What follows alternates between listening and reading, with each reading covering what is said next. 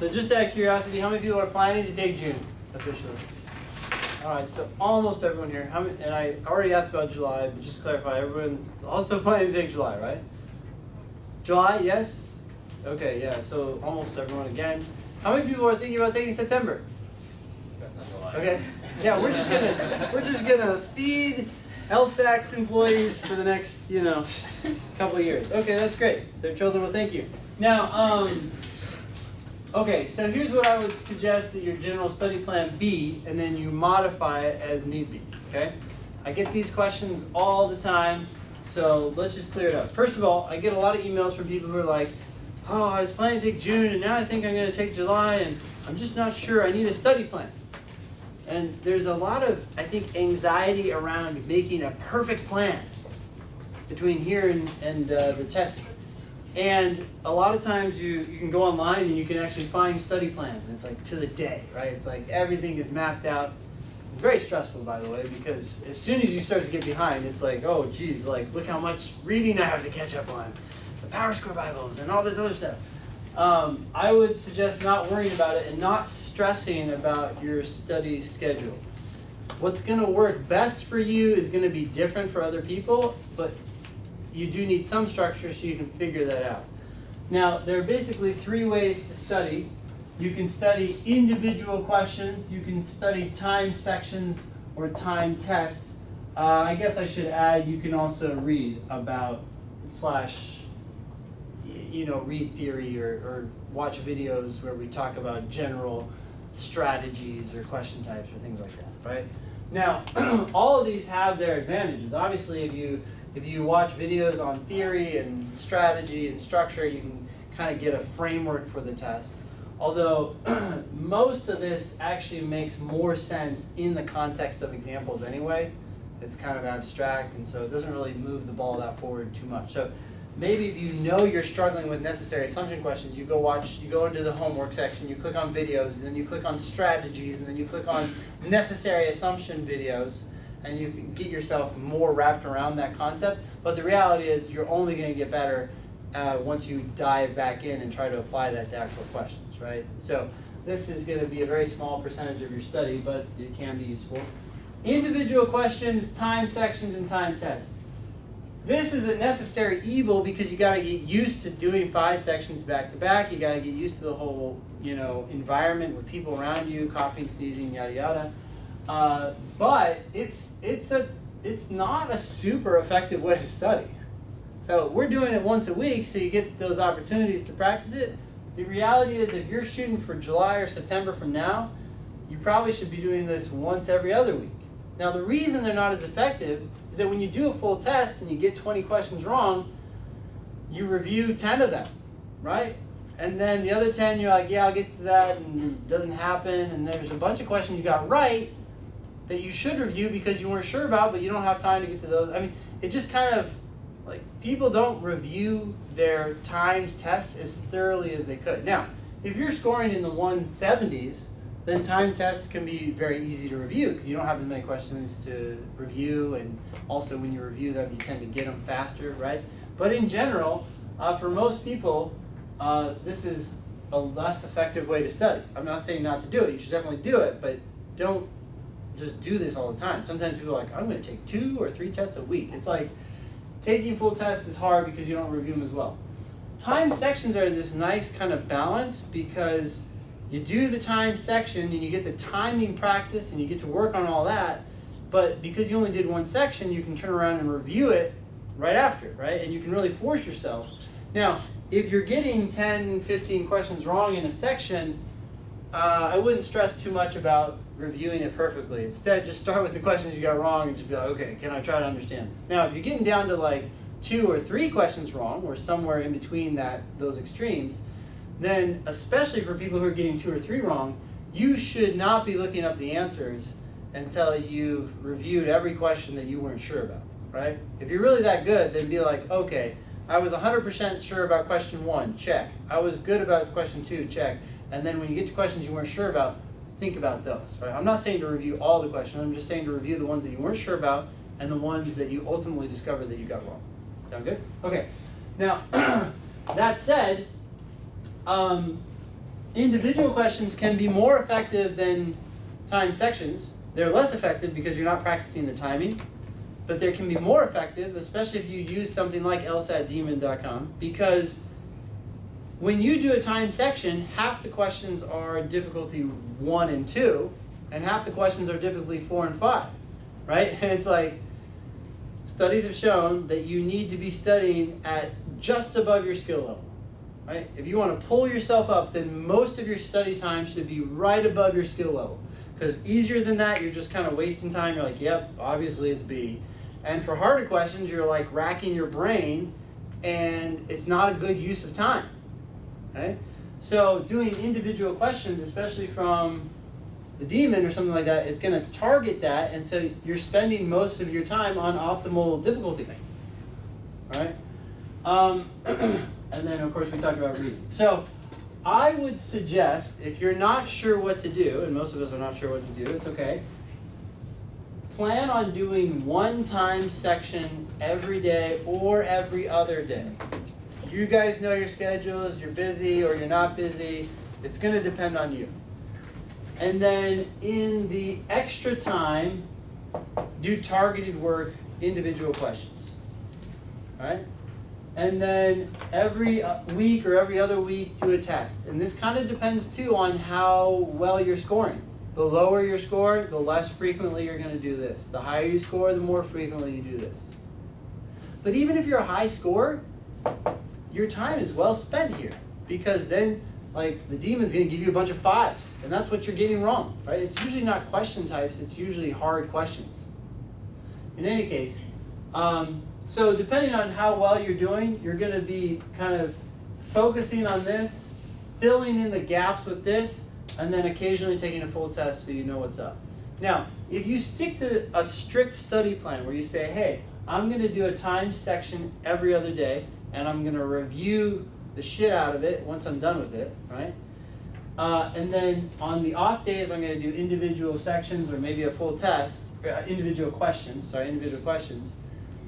Then over time, you're going to get a sense of what works for you and what doesn't. And you might adjust that, right? So I'd suggest just kind of doing that plan, and then like a couple weeks in, being like, you know what? I really benefit from this. I'm going to start doing this every day. Or, wow, I really need this individual practice, so I'm going to start doing this more, and maybe I'll do these every 3 days, right? Like, you're going to have to adjust to your life and your schedule, but this is a generally good default plan. Sound good? Yes? Where do you get this section? Like, what have you found? Oh, that's another good question. I'm very glad you asked it. So, in class, for example, we've done tests 72, right, up to like 80, or we're going to get to 81. We're going to do a couple above that. So, as you're practicing for the July test or the September test, you do want to take practice tests that are kind of high up there, because the reading comp is harder, and that's really the main issue. But if you've seen the test before, then taking a newer, like an older test, like from the Blue Book, which is test 62 to 71, is probably better.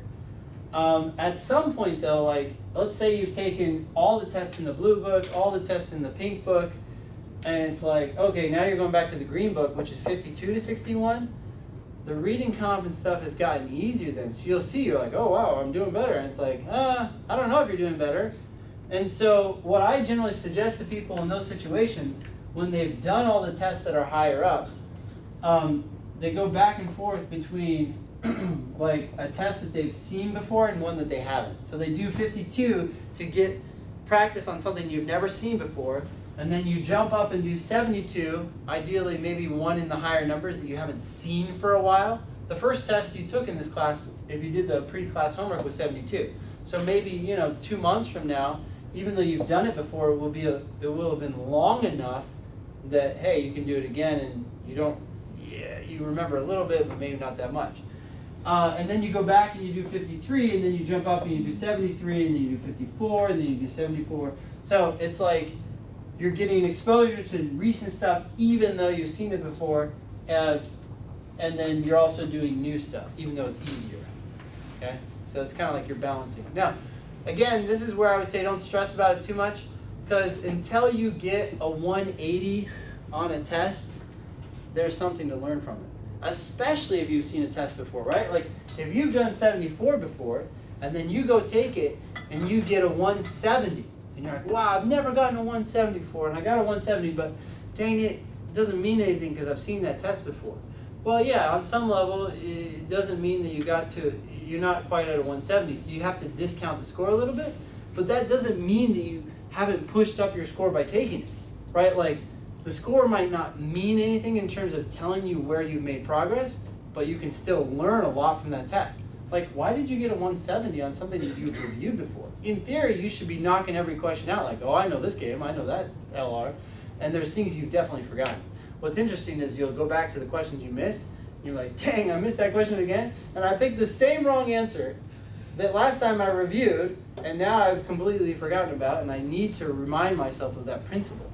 So you can kind of create a study schedule like this for the test, but again, don't stress too much about which test you're doing. When you are doing the time sections or the time test, but let's talk about the time sections for a second. In general, march your way up. Sometimes people will be like, I suck at games. So they'll go do a bunch of games in like the blue book.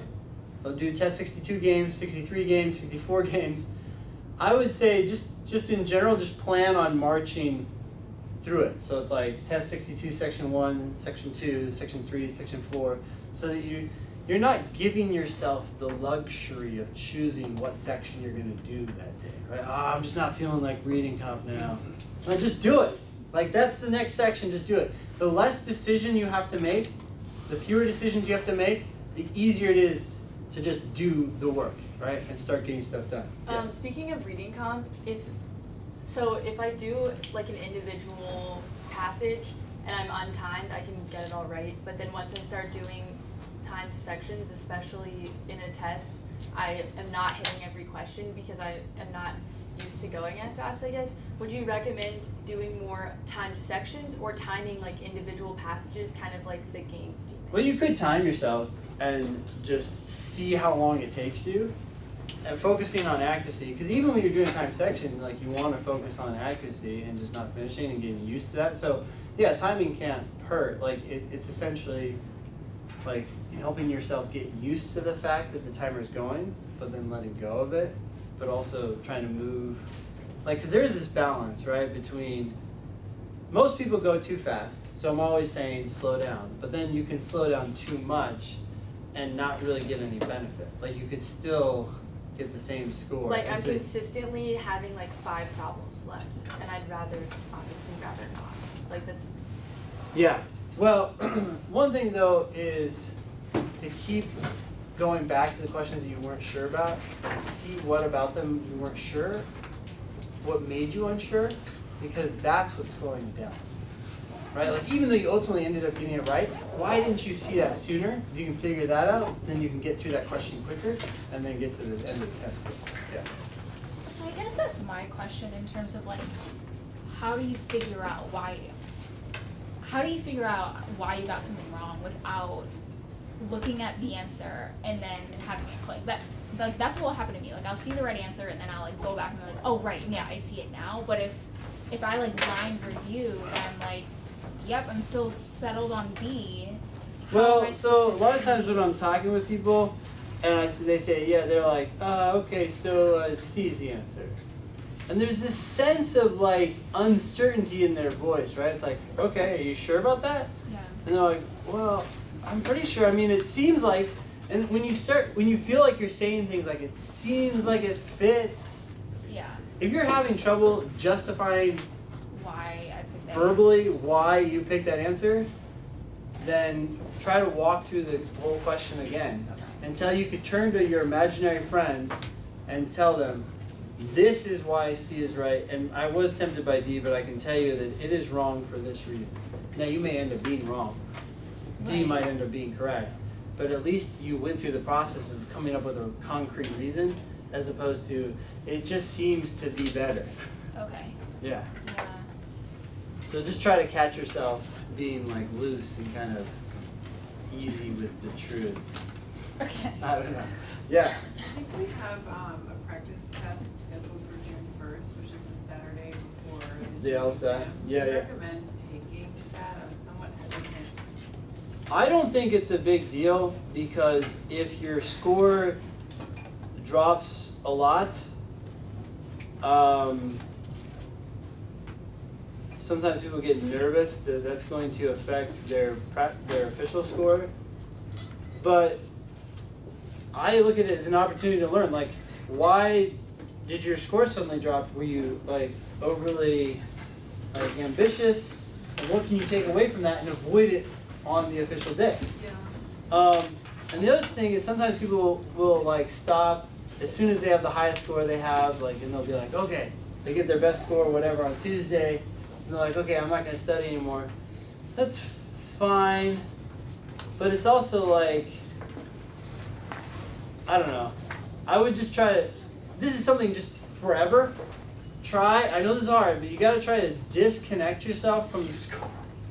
Like, it's weird because ultimately that's the assessment of how well you've made progress and stuff. But the score is unfortunately a very imprecise measure.